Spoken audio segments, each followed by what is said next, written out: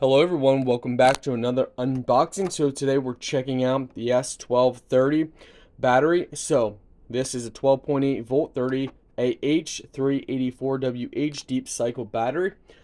As you guys can see out there, we absolutely love solar. So can you take a guess what we're going to be using this for? I'll give you another hint. So guys, this is what it looks like.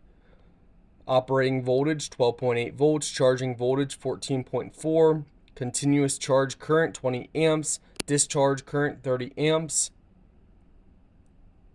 They do make a charger for this, however, it does not come with this specific option.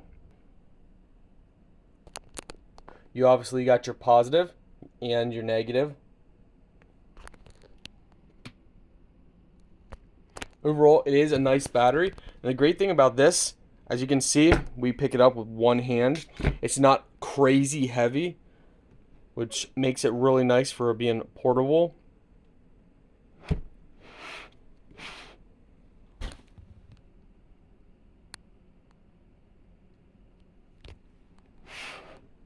So just makes it great for camping and other events. We're going to be installing this at our mountain cabin. Overall, very nice.